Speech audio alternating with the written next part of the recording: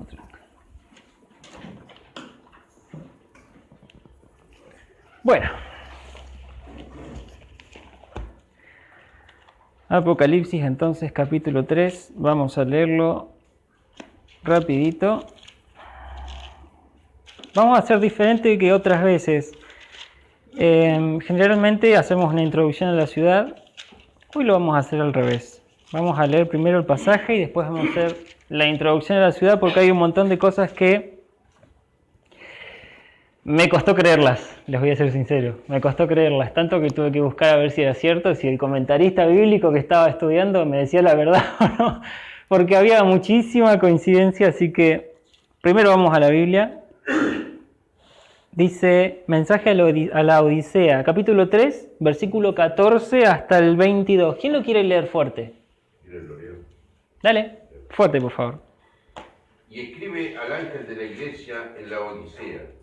He aquí el amén, el testigo fiel y verdadero, el principio de la creación de Dios, dice esto.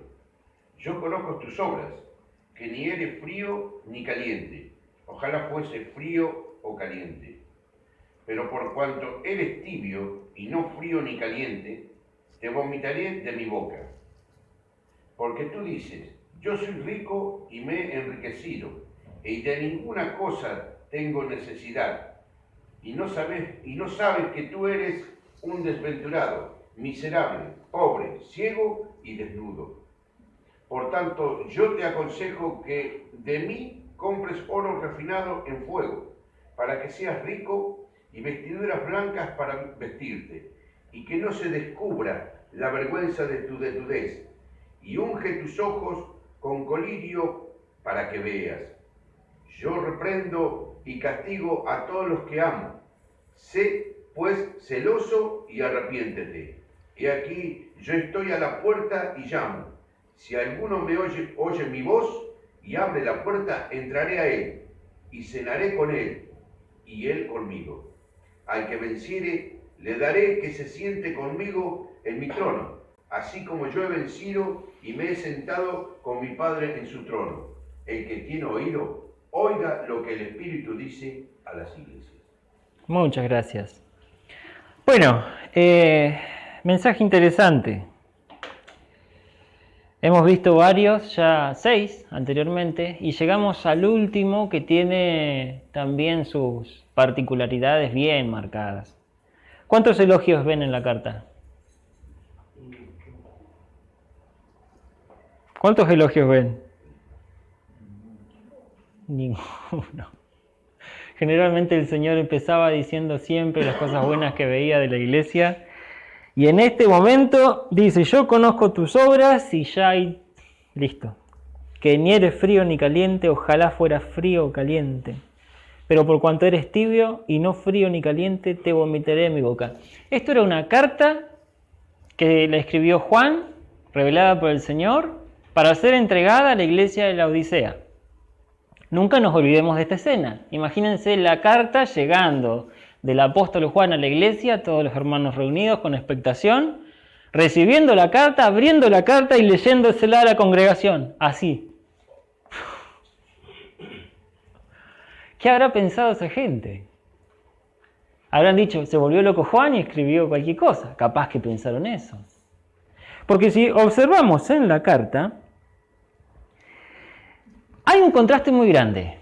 Dice, por un lado, la iglesia que se creía rica, dice, yo soy rico y me he enriquecido y de ninguna cosa tengo necesidad, y lo pone en la contraparte de decir que era un pobre, desventurado, miserable, le dice.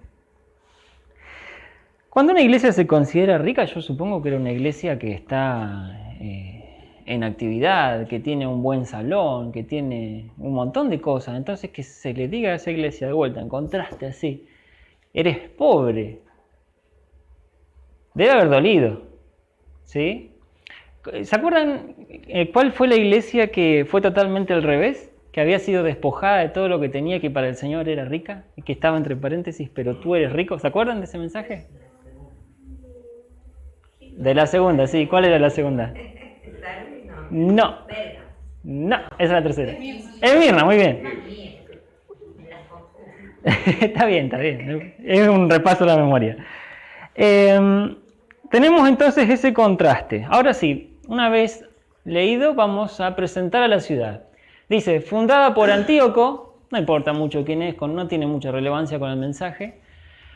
Lo que me llamó la atención y lo puse como curiosidad es que le puso el nombre a la ciudad cuando la fundó con el nombre de su esposa. La Odisea se llamaba la esposa.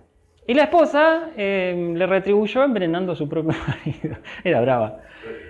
El nombre de la Odisea significa justicia del pueblo, o gobierno del pueblo puede significar también.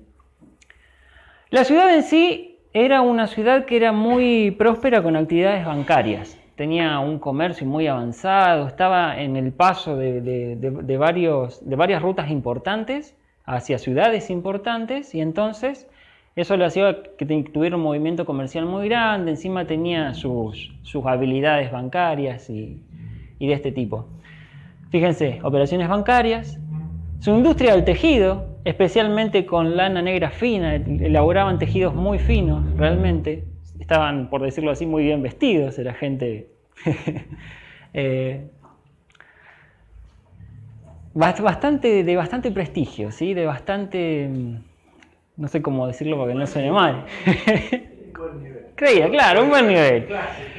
Gente de clases. Era sede de una prestigiosa escuela de medicina. También tuvimos hasta ahora una ciudad que era pionera en la medicina. ¿Se acuerdan quién era? A ver. La de la serpiente. Esa, muy bien. ¿Cuál? No, Pérgamo. En Pérgamo teníamos también a ese dios que se lo adoraba de la medicina. En esta ciudad también encontramos un poco de eso y estaba un poquito más aplicado, ya vamos a ver a qué. Dice, la iglesia, fundada probablemente por Epafras, ¿sí? Que aparentemente era un colaborador de Pablo, pero son suposiciones, no se sabe nada, no se sabe si fue él o si fue también fruto de la obra de Éfeso, como venimos viendo. Se supone que es él, porque en la Biblia se lo relata que está vinculado a la iglesia de la Odisea. Él era alguien que se congregaba en la iglesia en Colosas. Colosas estaba a unos kilómetros ahí de la Odisea, creo que son 20 kilómetros. Entonces era como que se llevaban bastante estas dos iglesias. En la ciudad había termas, teatros, estadios, gimnasios, una ciudad importante, grande realmente. Fíjense que al igual que Filadelfia, como veíamos el mensaje pasado, en los años 60 y 61 fue destruida por terremotos. Cuando fue destruida, Roma le ofreció recursos financieros para ayudar en la reconstrucción de la ciudad, y la respuesta de los ciudadanos laodicenses fue: soy rica, me he enriquecido y no tengo necesidad. ¿Ya cuando? ¿Cómo? Soberbio. Sí, bastante soberbio. Textual a lo que dice la Biblia. Yo cuando leí esto, digo, bueno, será una linda asociación del comentarista, pero no, está escrito así. Como escuela de medicina, entonces, especialmente en oftalmología, se especializaba en problemas de ojos, desarrolló un ungüento para afecciones oculares, para los ojos, especialmente utilizados por los viajeros del desierto. Tenían su propio ungüento que era bastante revolucionario en ese momento. En las proximidades de la ciudad había manantiales termales cuya agua se llevaba de la ciudad por medio de un acueducto, y el agua llegaba tibia y, sumado al sabor generado por las sales cálcicas, producía un efecto desagradable y repulsivo a quienes la bebían. ¿Notan alguna similitud con el pasaje que acabamos de leer? Todo en consonancia con el pasaje. Por eso es que yo les digo, fui a ver de dónde habían sacado todo esto.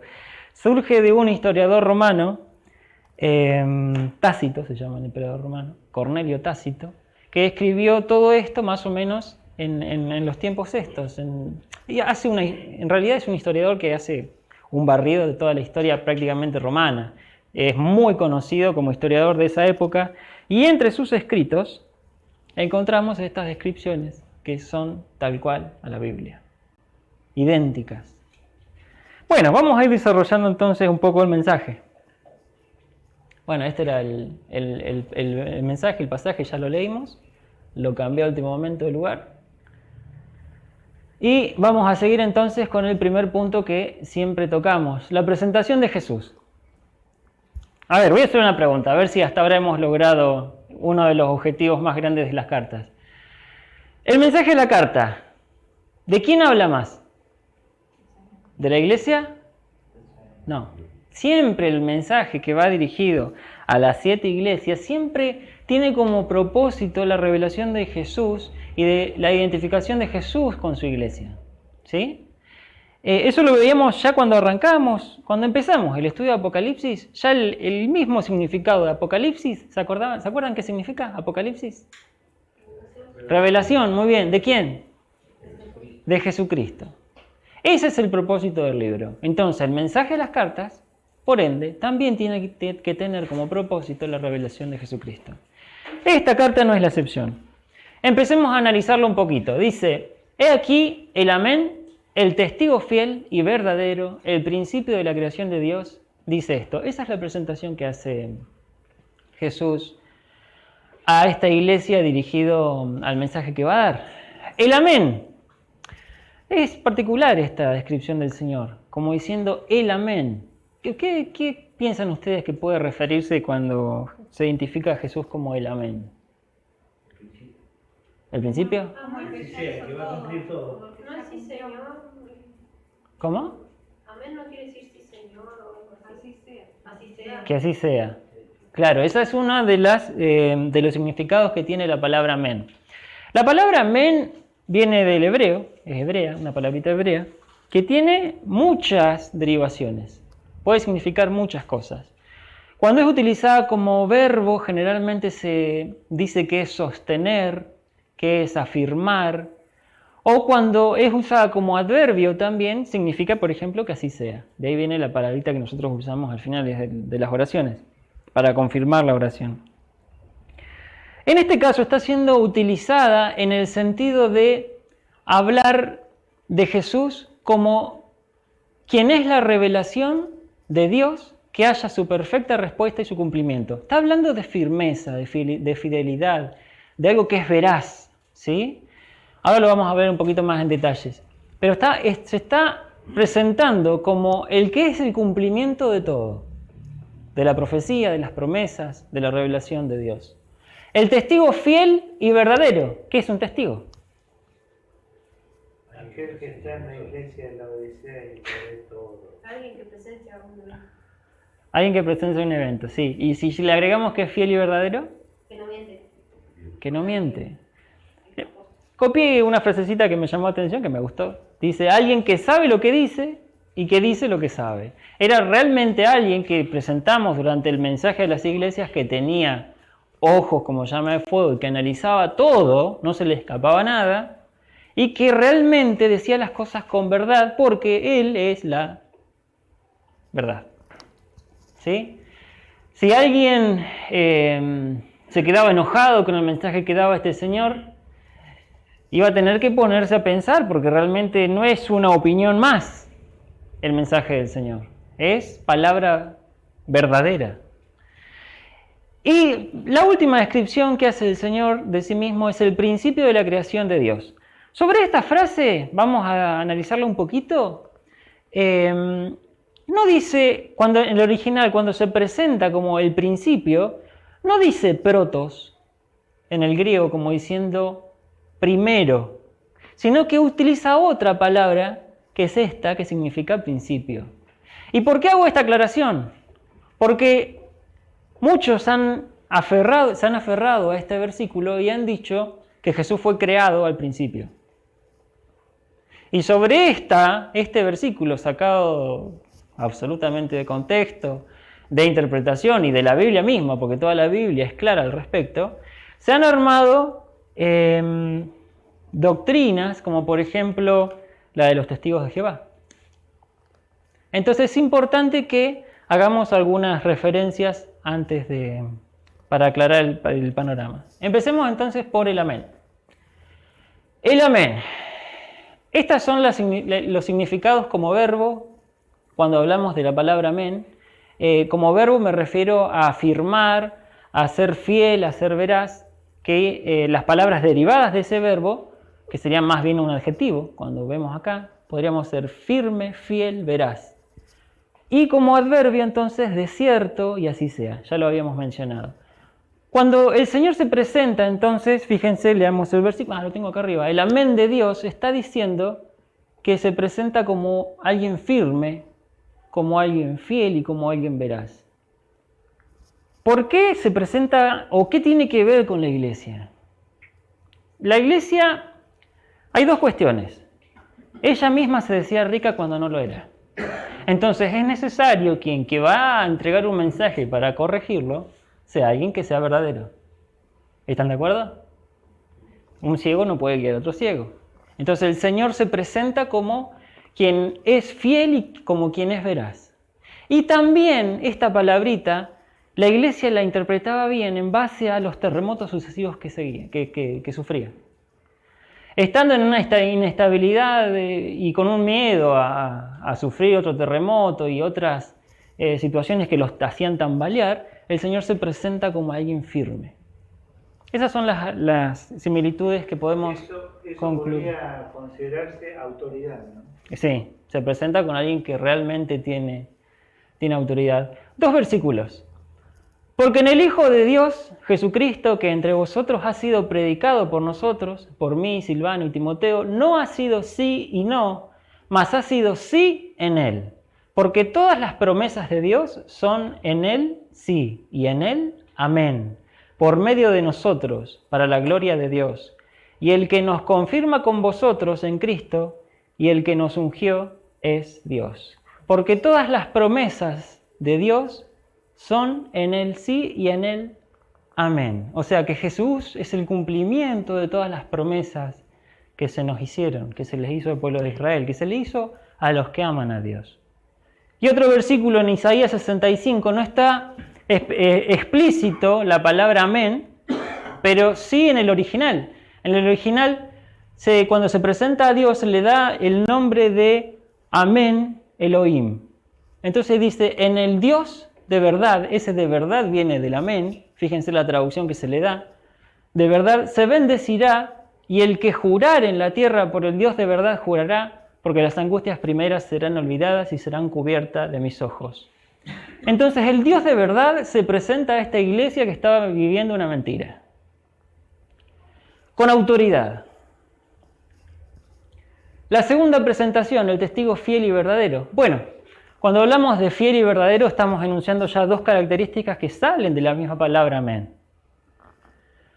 Vamos a leer algunos versículos como para entender por qué Jesús sería testigo. Dice, a Dios nadie le vio jamás, el unigénito Hijo que está en el seno del Padre. Él le ha dado a conocer. ¿Qué estamos viendo en este versículo? El unigénito Hijo que está en el seno del Padre, Él le ha dado a conocer. O sea, el Hijo dando a conocer al Padre. ¿Eso es ser testigo? Sí, tal cual. Testigo del Padre. Jesús le dijo, yo soy el camino y la verdad y la vida. Nadie viene al Padre sino por mí. No solo es testigo del Padre, sino que en este versículo se presenta como la verdad. Juan 18 dice, le dijo entonces Pilato, ¿luego eres tú rey? Respondió Jesús, tú dices que yo soy rey. Yo para esto he nacido y para esto he venido al mundo, para dar testimonio a la verdad. Todo aquel que es de la verdad, oye mi voz. Hebreos, Dios, ahí me salté un versículo, si quieren buscarlo después, léanlo tranquilo en su casa. En estos postreros días nos ha hablado por el Hijo, a quien constituyó heredero de todo, y por quien asimismo hizo el universo, el cual, siendo el resplandor de su gloria y la imagen misma de su sustancia, y quien sustenta todas las cosas con la palabra de su poder. Fíjense, Dios nos ha hablado por medio del Hijo, a quien constituyó heredero de todo, y por quien asimismo hizo el universo, el cual, siendo el resplandor de su gloria y la imagen misma de su sustancia, ¿no se presenta a Jesús como quien presenta al Padre? Siguiente versículo, dice, así que por cuanto los hijos participaron de carne y sangre, él también participó de lo mismo para destruir por medio de la muerte al que tenía el imperio de la muerte, esto es al diablo. Y lo conectamos con otro versículo más, que dice, vosotros sois de vuestros padres el diablo y deseos de vuestro padre queréis hacer. Él ha sido homicida desde el principio y no ha permanecido en la verdad, porque no hay verdad en él. Cuando habla mentira, de suyo habla porque es mentiroso y padre de mentira. Conectamos con el de arriba. Para destruir por medio de la muerte al que tenía el imperio de la muerte. Esto es al diablo, para destruir al diablo. Y si concluimos que el diablo es mentiroso y padre de mentira, Jesús viniendo como propósito para destruir la mentira. ¿Ven el contraste? ¿Cómo? Recién ahí lo logré ver. No enganchaba. No, sí, es difícil de engancharlo. Pero el Señor siempre como testigo y siempre en pos de la verdad. Se presenta a esta iglesia como testigo fiel y verdadero. A ver. Qué lindo tema para poder ampliarlo, dice, porque Sí. en tiempo de tantas mentiras, creerle al Señor es la bendición más grande. Sí, tal cual. Ya les digo, los mensajes a todas las iglesias se pueden ampliar tanto como se quieran, porque estamos hablando de la revelación de Jesús. Toda la Biblia está destinada a eso. Las escrituras dan testimonio de mí, dijo Jesús. Desde el principio hasta el último libro de la Biblia, todos manifiestan de alguna forma como objetivo final a Jesús.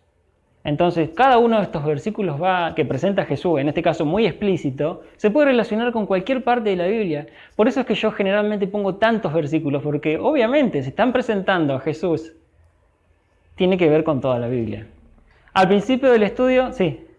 Habiendo tanta gente inteligente en esa época, porque había gente muy inteligente, porque se estudiaban sobre la vista, hacían edificios enormes, arquitectos, de todo.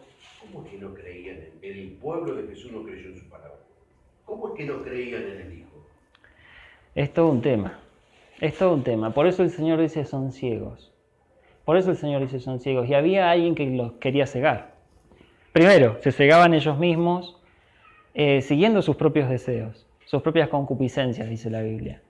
Y por el otro lado estaba el padre de los judíos, por decirlo así, de los falsos judíos, que era el diablo, que Jesús los acusa muchas veces, que era el que los encaminaba para otro lado. Pero es cierto que el mundo estaba cegado y en gran tiniebla, dice la Biblia. Jesús nació para resplandecer y para iluminar el entendimiento, los ojos del entendimiento. Ahora lo vamos a ver bien al versículo ese. Pero es cierto lo que decís, parece una locura. Parece una locura. Porque nosotros que estamos aquí, que somos pocos hermanos, ¿no es cierto? Muchas veces entendemos el mensaje, lo asimilamos y tratamos muchas veces de hablar con personas que no han aceptado a Dios y tratamos de hacerle entender y que se quedan muchas veces pensando, a ver si es cierto o no es cierto, que hay un libro, porque la escritura es tal, no es que vino con un invento. Entonces yo digo, ¿cómo puede ser? Yo siempre pienso, ¿cómo puede ser que su pueblo mismo, el que eligió él, no le haya creído? Sí.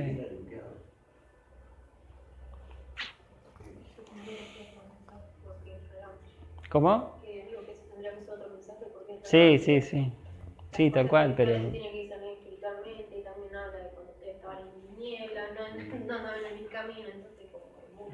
Pero es cierto a donde apunta ello, parece irónico, parece mentira que su propio pueblo lo haya rechazado.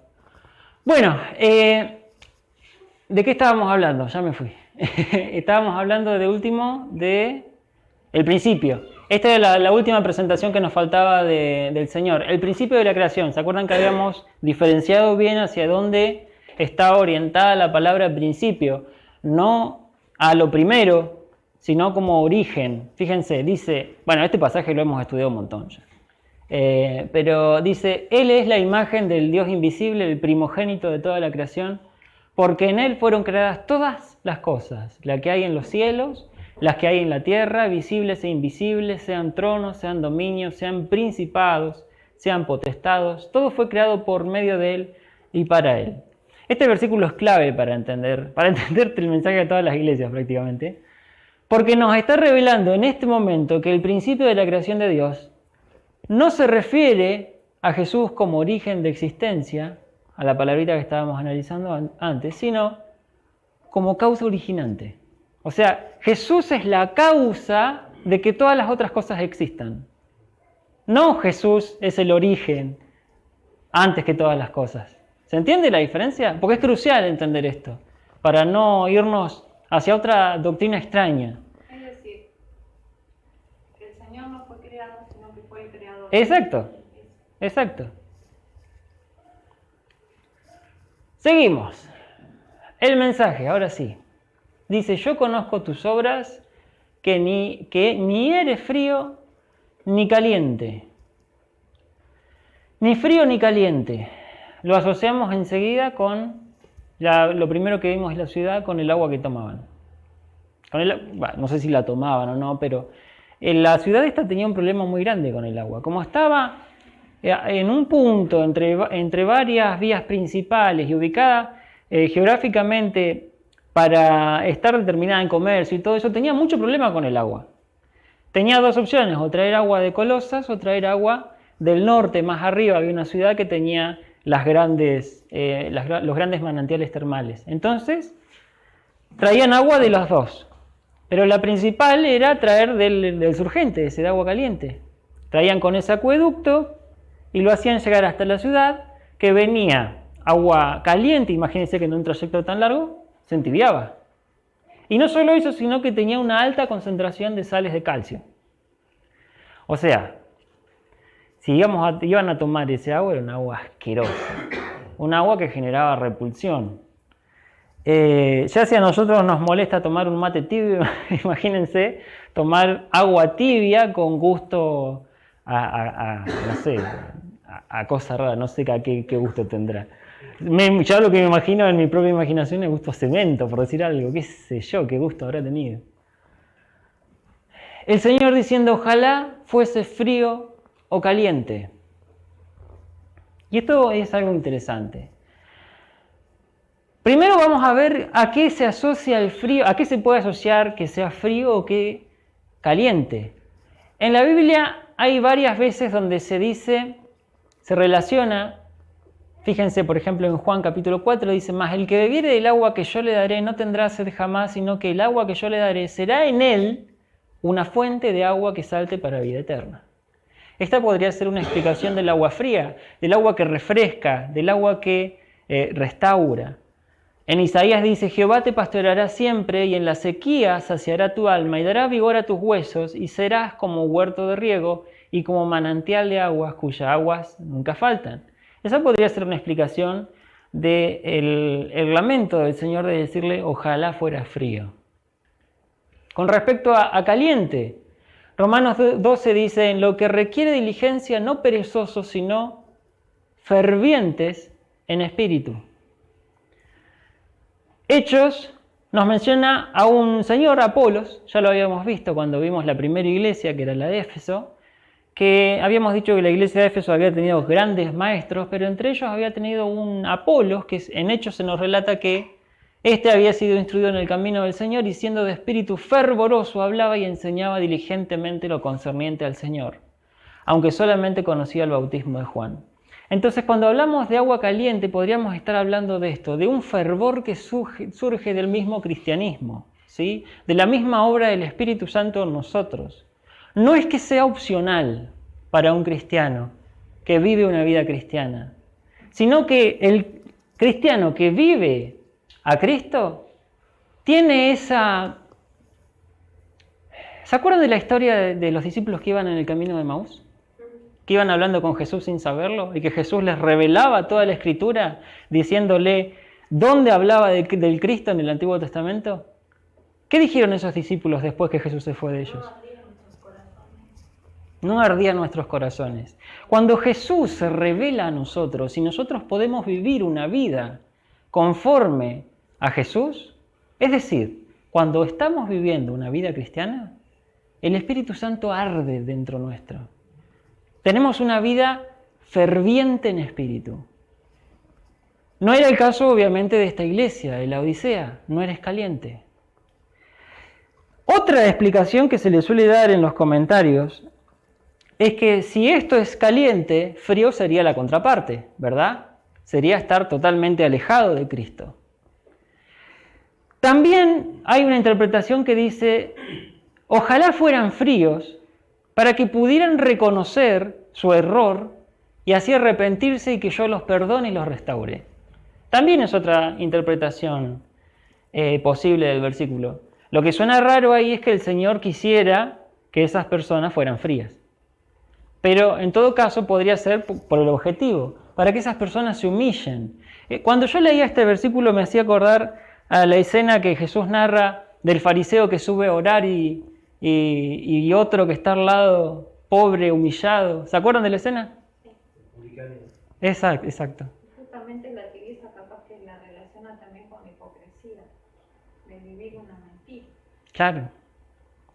Ahí tenemos entonces a la persona orgullosa, creyéndose ser algo que no es, poniendo sus propias fuerzas y sus propias riquezas frente a Dios y diciendo yo soy algo, con sus propias fuerzas, y a otra persona reconociendo que es frío, reconociendo que no alcanza lo que el Señor requiere y humillándose. Pero ¿de dónde viene el calor del Espíritu? ¿De las fuerzas de uno? Del Espíritu. Siendo de espíritu fervoroso. Entonces estamos hablando de algo espiritual, de que el calor, de este reavivamiento, de esta transformación del entendimiento, viene de Dios. Ya lo dijimos con todas las cartas a las iglesias. Lo bueno de cada iglesia surge de la iglesia identificada en Cristo, no de la iglesia sola. Cada vez que la iglesia tenía obras por sí sola, el Señor se las reprocha. Porque no generaban frutos perfectos. Imagínense ustedes, con todas las fuerzas, con todas las ganas, con todas las intenciones, con un proyecto propio, ¿podrían hacer algo perfecto sin ningún error? No. Y cuando se lo vamos a entregar a Dios, lo nuestro tiene que ser realmente perfecto. Pero ¿cuándo puede ser perfecto? Cuando está en identificación con Cristo. Porque por más que tenga errores, cuando nosotros dejamos que Dios tome el control de nuestras vidas, surgen cosas perfectas. En este caso pasaba lo mismo.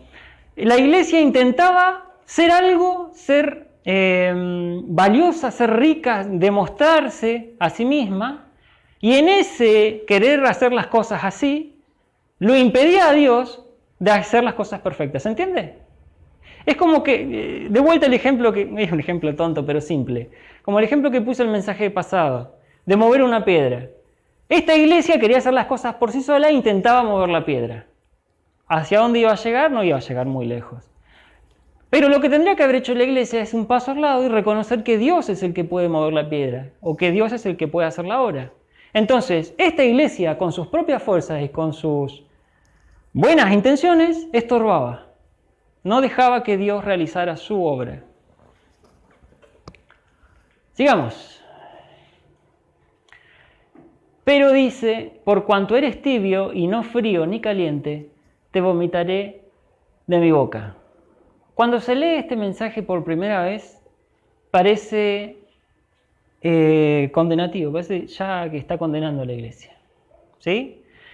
Es como que es inevitable, te vomitaré de mi boca. Parece triste el mensaje porque ya no hay esperanza para la iglesia. Sin embargo, la interpretación que se le da en el original debería ser: estoy a punto de vomitarte de mi boca. Esta es una explicación que hace Samuel Pérez Millo sobre el original y muestra todo el griego, que yo de griego entiendo poco y nada, pero la interpretación que deberíamos tomar es: estoy a punto de vomitarte de mi boca. Y esto se ve reflejado más adelante, para que vean que no les estoy mintiendo. Dice, por tanto, en el versículo 18, yo te aconsejo que de mí compres oro refinado, en fuego para que seas rico y vestiduras blancas. El 19, yo reprendo y castigo a todos los que amo, sé pues celoso y arrepiéntete. Si ya estaba condenado, ¿cómo podría arrepentirse? Entonces el Señor está diciendo, por cuanto eres tibio y no frío ni caliente, estás en riesgo de que yo te rechace. pero todavía estás a tiempo. Todavía estás a tiempo.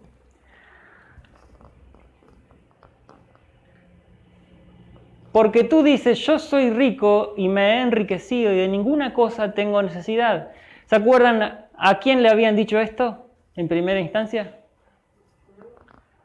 A los romanos. Cuando los romanos quisieron ayudarlos para reconstruir la ciudad después del terremoto, ellos estaban tan avanzados en comercio y se habían hecho tan ricos que dijeron, no necesitamos nada nosotros. Probablemente entonces la iglesia, cuando reconstruyó su iglesia, lo haya hecho con ese motivo de su corazón, diciendo, nosotros podemos hacer toda la obra y manos a la obra, lo hacemos todos nosotros. Así como la ciudad se despegaba de Roma, que no quería nada, así la iglesia se despegaba de Cristo, no necesitamos. Muy buena comparación. Muy buena comparación. Y dice el Señor, y no sabes que tú eres un desventurado, miserable, pobre, ciego y desnudo. Acá es donde el Señor, primero presentado con autoridad, como el que tiene la verdad, como el que es la verdad y como quien dice la verdad, le dice a la iglesia, y no sabes que tú eres un desventurado, miserable, pobre, ciego y desnudo. Fíjense la ternura de Cristo. Y no sabes. Cuando Jesús estaba siendo crucificado, Padre, perdónalos. ¿Por qué? Porque no saben lo que hacen. La ternura y la misericordia de Cristo. Cuando se estaba crucificando al Mesías, se estaba cometiendo un pecado del que no había redención. Porque era un pecado de crucificar a Dios mismo a conciencia. Y Jesús, cuando dice en la cruz, perdónalos porque no saben lo que hace, transforma ese pecado en un pecado de ignorancia, que sí tenía perdón. En este caso el Señor con ternura dice, no sabes que tú eres. A pesar de que la iglesia se había olvidado de Cristo, se había alejado de Cristo, lo había rechazado como los ciudadanos a Roma, a pesar de eso el Señor con ternura dice, todavía estás a tiempo y es porque no sabes que sos un desventurado, miserable, pobre, ciego y desnudo. Cuando dice desventurado, desventurado sería lo contrario a bienaventurado, ¿sí? Tenemos una bienaventuranza que, bueno, era Mateo, no Romanos. Mateo 5, versículo 3 dice, bienaventurados los pobres en espíritu. ¿Se acuerdan de esa bienaventuranza? Bienaventurados los pobres en espíritu. El Señor dice, son bienaventurados los pobres. Habíamos visto también en mensajes anteriores que estaba bueno gloriarse en las debilidades. ¿Se acuerdan por qué? Exacto. Porque Jesús realmente acepta a las personas que son humildes de corazón, donde Él puede ejercer su fuerza. Pablo, fíjense el contraste con lo que decía la iglesia decía, se creía autosuficiente, rica en sí misma. Pablo decía, miserable de mí, ¿quién me librará de este cuerpo de muerte? El mismo Pablo ya decía, yo no puedo conmigo mismo. Y después también hay otros versículos donde dice, no es que lo haya alcanzado. Entonces, Pablo se pone en una situación totalmente diferente a la de la iglesia, pero la iglesia se consideraba autosuficiente. Pues es que me pasó el otro día, Sammy, un ejemplo burdo, pero similar en cuanto al concepto. Nos sacaron fotos con Ale cuando hicimos este viaje con una cámara de muy alta definición. Les puedo asegurar que me vi todas las arrugas, vi todos los detalles, vi todo. Digo, parece que mientras más calidad en el enfoque, mientras más luz, más se me notaba los colores. Es como con el Señor. Reboque. Claro, con el Señor es así. Y sí. Eres un miserable, dice Colosenses, porque quiero que sepáis cuán gran lucha sostengo por vosotros y por los que están en la Odisea. Fíjense que ahí se menciona la Odisea, ya en Colosenses. Y por todos los que nunca han visto mi rostro, para que sean consolados sus corazones, unidos en amor, hasta alcanzar todas las riquezas de pleno entendimiento, a fin de entender el misterio de Dios el Padre y de Cristo, en quien están escondidos todos los tesoros de la sabiduría y del conocimiento. Pablo es muy probable que haya sabido de antemano la situación de la Odisea, haya sabido que eran personas ricas, pudientes, que se las creían un poquito. Entonces ya de entrada, cuando va a escribirles, les dice: unidos en amor hasta alcanzar todas las riquezas de pleno entendimiento. Pone en el punto correcto la mirada. ¿Dónde es que realmente una iglesia es rica? ¿En lo que ella puede o en las riquezas de Cristo? En las riquezas de pleno entendimiento, a fin de conocer el misterio de Dios, el Padre y de Cristo, en quien están escondidos todos los tesoros de la sabiduría y del conocimiento. ¿Cuál sería el tesoro? ¿O dónde estaría el tesoro? En Cristo. Apunten a Cristo, el que habían dejado afuera. Fíjense, eres un miserable, vamos a ver, pobre, ciego y desnudo. Pobre, para que sean consolados, ya lo leímos recién, este era el versículo que hace referencia a la pobreza. Ciegos, Juan 9:41 dice: Jesús le respondió: si fuerais ciegos, no tendríais pecado, mas ahora porque decís, vemos, vuestro pecado permanece. Esta iglesia creía que veía, ¿sí?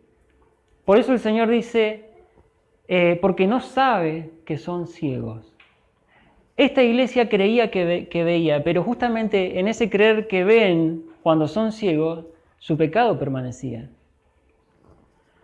En Gálatas 3:27 también ya lo hemos visto, cuando Jesús hace referencia a que están desnudos, porque todos los que habéis sido bautizados en Cristo, de Cristo estáis revestidos. ¿Cuál es la verdadera vestimenta que el cristiano debe llevar? Si no es a Cristo mismo.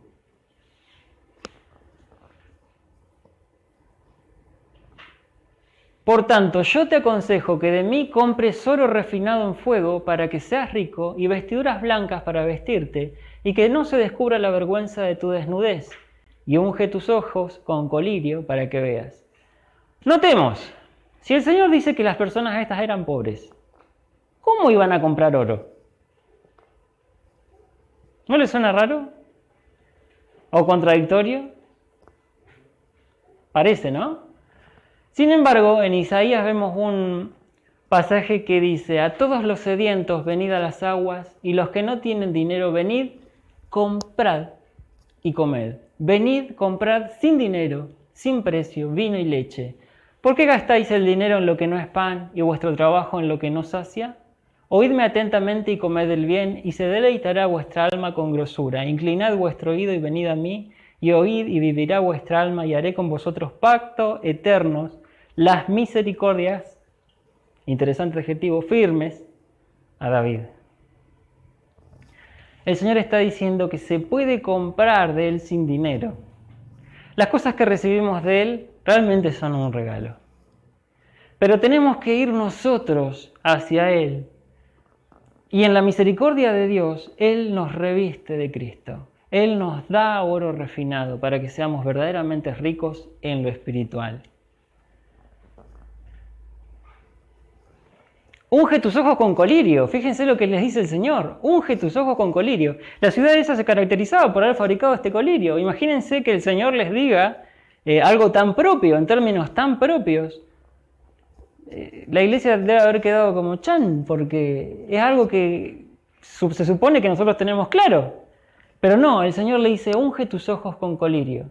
Efesios dice: para que el Dios de nuestro Señor Jesucristo, el Padre de gloria, os dé espíritu de sabiduría y revelación en el conocimiento de Él, alumbrando los ojos de vuestro entendimiento. ¿Para qué? Para que sepáis cuál es la esperanza a que Él os ha llamado y cuáles las riquezas de la gloria de su herencia en los santos. Se relaciona todo con todo. ¿Para qué era necesario que sean alumbrados los ojos? Es decir, abiertos, que entre luz. ¿Para qué?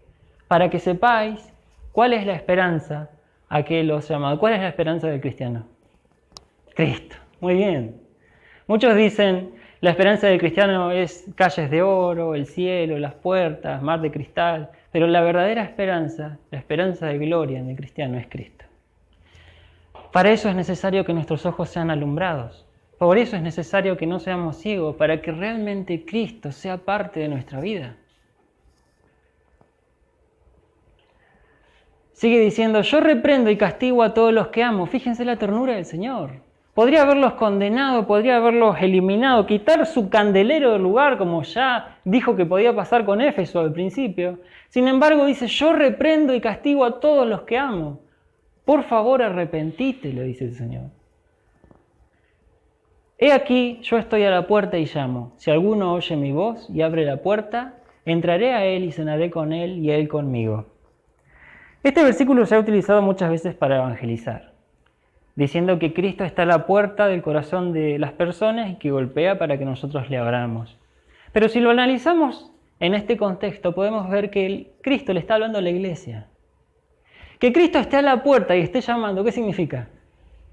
Que está del lado afuera. Una iglesia que llevaba el nombre de Cristo, que quería hacer las cosas por Dios, que quería hacerlas bien, porque realmente se ocupaba de hacer las cosas vistosas, lujosas, lo había dejado Cristo afuera de la iglesia. Qué loco, ¿no? Es lo que decíamos hoy. ¿Cómo puede ser que no lo vean? Que no vean que no está. Y es justamente estar cegados por las cosas del mundo. Se pueden hacer muchas comparaciones. Se pueden hacer las comparaciones de que seguían una estructura, una religión que hablaba más de su propio egoísmo, de que se sintieran tranquilos en la iglesia y solamente eso, como un club social, como ya lo hemos visto. O podríamos ver que estaban personas que perseguían otros objetivos. ¿Saben? Que la diferencia la podemos hacer muy simple cuando dudamos si estamos haciendo algo por egoísmo o si realmente nos estamos engañando y siendo realmente ciegos. Samuel Pérez Millo pone un ejemplo muy simple que me gustó mucho y quiero compartirlo para que ustedes lo puedan analizar. ¿Ustedes pueden dar gracias a Dios por todo lo que hacen? Supónganse, estoy hablando mal de un hermano. ¿Puedo darle gracias a Dios por estar hablando mal de ese hermano? Entonces tengo que tener cuidado, porque puede ser que esté viviendo cegado. Con buenas intenciones, pero cegado en fin. Y así analizando cualquier cosa, cualquier situación de las que nos tocan vivir en nuestra vida. Porque es muy común que dentro de la iglesia aparentemos una espiritualidad, aparentemos vida, aparentemos que tengamos riquezas espirituales, y que al salir de esa puerta nos asociemos más con lo frío. Queramos ser calientes acá adentro y afuera seamos más como el mundo, más frío. Que la distinción entre nosotros y el mundo sea una línea muy delgada, que sea que nosotros decimos que somos cristianos. Pero notemos que el Señor, a pesar de que estemos en esa situación, yo reprendo y castigo a todos los que amo, por favor arrepentite. Sé realmente caliente, viví una vida fervorosa en el Espíritu. Si alguno oye mi voz y abre la puerta, entraré a él y cenaré con él y él conmigo. Qué linda descripción.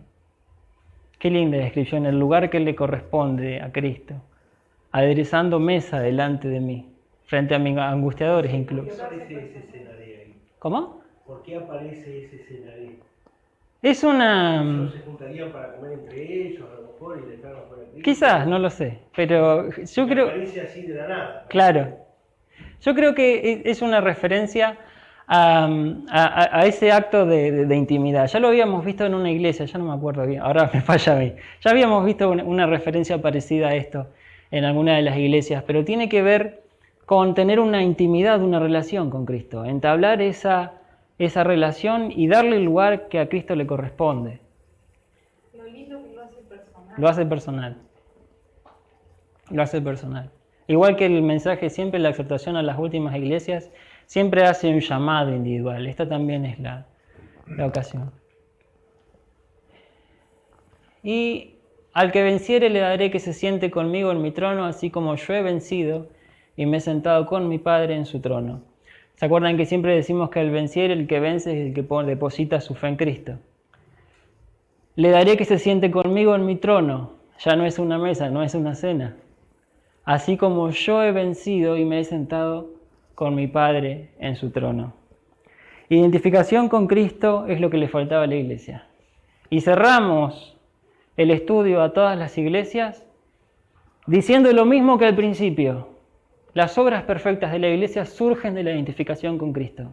Cuando dejamos a Cristo de la puerta para afuera, nuestras obras mismas van a impedir que nuestras obras sean perfectas. Si queremos ver la obra perfecta y poderosa de Dios en nuestra vida, lo que tenemos que hacer es un paso al lado. Un paso al lado de nuestro orgullo, un paso al lado de nuestras costumbres, un paso al lado de todo lo que esté en primer lugar, evitando que el Señor tome su lugar y el control de mi vida.